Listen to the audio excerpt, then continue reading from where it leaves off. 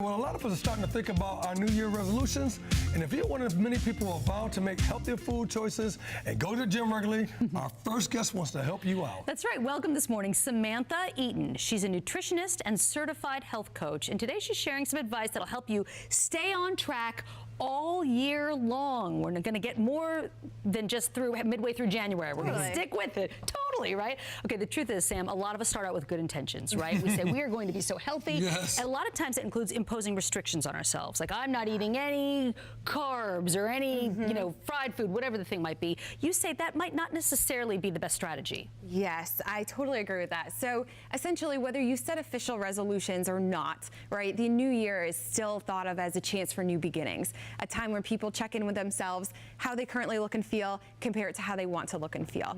Usually then come the promises to hit the gym more regularly, start eating healthfully to make up with all of those holiday overindulgences, and then the list of restrictions comes through, right? We say no more sugar, no more processed food, less carbs, eat X amount of calories per day. And at first we're so excited, we're enthusiastic, motivated. That only lasts for a certain amount of time. Usually a few weeks in, that motivation starts to slowly decline, and we're not as consistent with it. And what I call kind of the roller coaster effect starts to take place, where you do really well, stay on track all day or all week, but then when nighttime or the weekend comes around, you tend to overdo it on all those foods you said you wouldn't eat.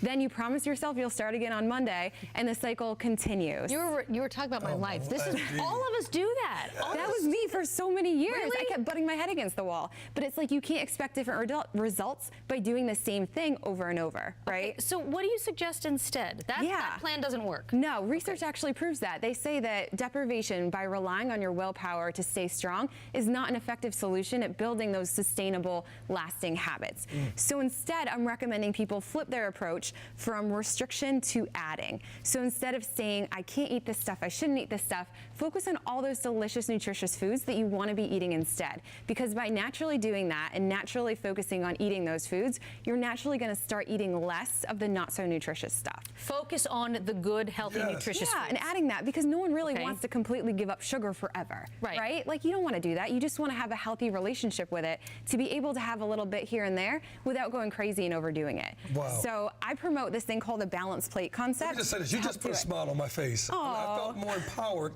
that I can do it. But go ahead. Good, it's reassuring, right? Yes, it is. So with this very basic example, essentially when you sit down to eat a meal, ideally you want to fill half your plate with non-starchy vegetables, a quarter of the plate with some type of protein, a quarter of it with ideally a complex carbohydrate, and then healthy fats as well.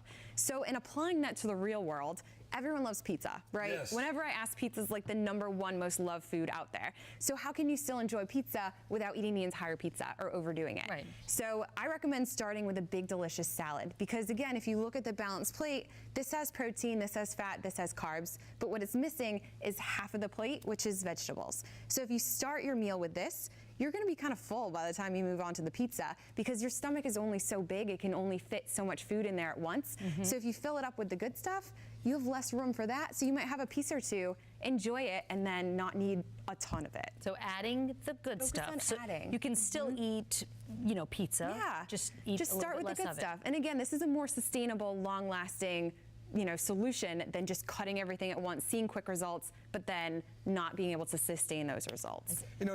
You keep it as starting with the good stuff, but you are saying start with eating something that's really, really healthy, right? Exactly. That's what we're saying. Yeah, fill up your stomach with this stuff, and then see if you're still hungry for the rest. And that's what you mean by adding in the good stuff. Adding in the good stuff. And again, thinking about, I like this example, thinking of our plates this way, mostly a lot of vegetables. A lot of veggies. Have your complex carb. That could be like a sweet potato or sweet quinoa or brown rice, something like that. Absolutely, okay. that's perfect. Your protein and a little bit of healthy fat. Yeah, because you need all these things to help you feel fuller longer, give you really great energy, balance your hormones, balance your blood sugar, which will help you get those results you want and look and feel amazing. I always say, is this a balanced diet because my body wants to be balanced? Yes, exactly. This is going to help your body get what it needs to do what you want it to do for you.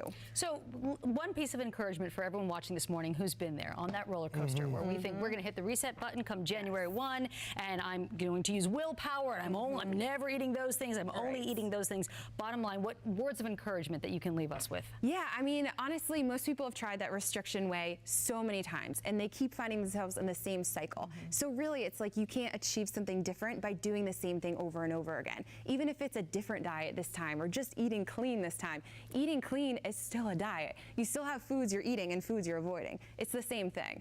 So really thinking of it differently, being realistic with yourself, and just focus on giving your body what it needs so it has the nutrients it needs and the materials it needs to look and feel how you want to look and feel. Samantha can help you with all of this. She's got a 28-day meal plan and recipe guide on her website. It's healthyeaton.com/28 days.